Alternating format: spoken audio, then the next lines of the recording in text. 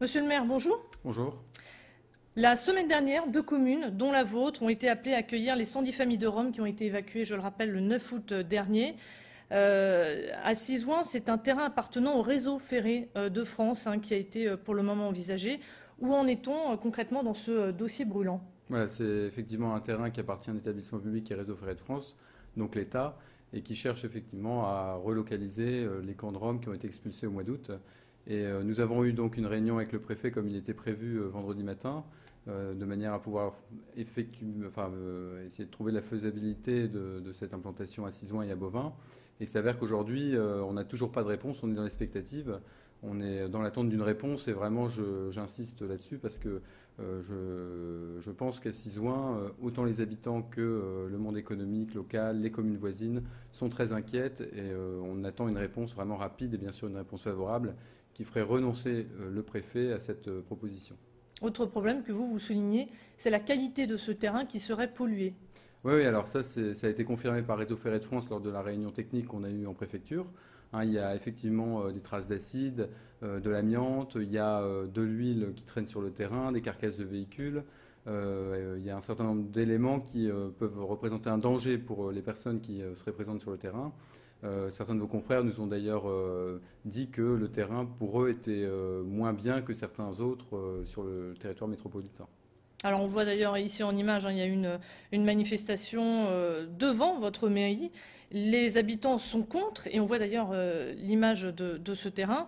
Est-ce que vous comprenez aujourd'hui la colère et puis surtout l'inquiétude des habitants? Oui, bah, elle reflète en fait d'abord un sentiment d'avoir une décision qui semble qui va nous être imposée sans concertation au préalable.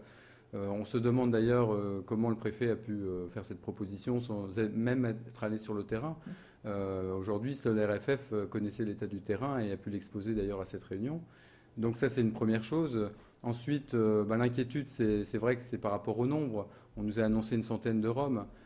Comment envisager un projet d'insertion pour ces Roms avec une population de ma commune qui ne représente que 4500 habitants, ce qui représenterait vraiment un nombre trop important par rapport à notre capacité d'une part d'accueil, par rapport à nos équipements, par rapport à notre capacité financière, mais également par rapport à notre structure et notamment notre services sociaux. Moi, ce sont mes élus qui font les permanences sociales. Vous vous rendez compte des problèmes que ça peut poser en termes de prise en charge. Donc on ne comprend pas cette proposition, d'autant que et les associations d'insertion des Roms et les Roms eux-mêmes, il y a eu des interviews de fait, disent que ça n'est pas une solution, c'est trop loin des centres urbains. Donc vraiment tout concourt à dire que cette solution est absolument inintéressante et n'aboutira pas à une solution durable. C'est ce que j'allais dire, puisqu'on voit là les images de la manifestation là, de samedi. Vous avez croisé, il me semble, Yann Lafolie, qui s'occupe des Roms, avec son association, l'Atelier Solidaire. Que vous a-t-il dit? Voilà, alors j'ai pu effectivement discuter avec les associations d'insertion des Roms, notamment vendredi matin lors du rendez-vous avec le préfet, mais également samedi matin.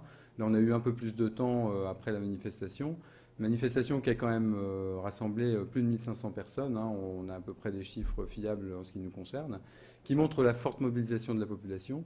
Et donc, ça nous a donné l'occasion d'avoir une discussion plus calme, plus posée après cette manifestation avec les associations.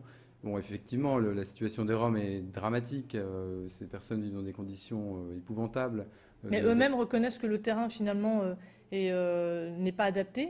Oui, oui, oui. Que propose-t-il, finalement, Yann Lafolie? Vous avez discuté un peu? Oui, il voudrait qu'on réfléchisse à des solutions durables.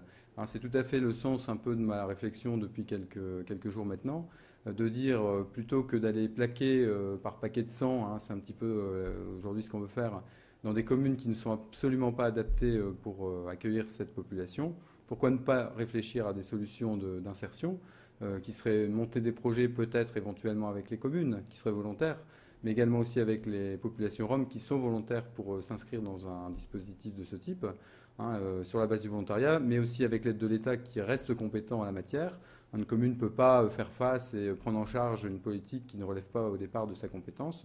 Donc qu'on fasse appel un peu, je dirais, à candidature, avec des contrats qui seraient mis en place, éventuellement avec les Roms, mais aussi avec les collectivités, encore une fois, celles qui sont volontaires et surtout qui ont la capacité d'accueil. Vous serez pour?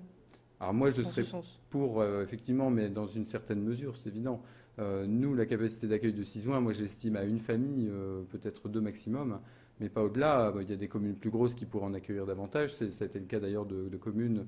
Fachtuménil a accueilli 3 familles, c'est une ville de 17 000 habitants, et il y a un projet d'insertion derrière qui semble fonctionner. Donc je pense que c'est plutôt vers des solutions comme ça qu'il faut se tourner et non pas déplacer juste un problème, parce que là c'est ce qu'on va faire. On va juste déplacer un problème d'un endroit à un autre sans le résoudre, et en créant en plus localement des vrais problèmes vis-à-vis de la population locale, peut-être de la confrontation, et moi je crains vraiment pour des troubles à l'ordre public s'il y a ce camp qui arrive à 6 ans.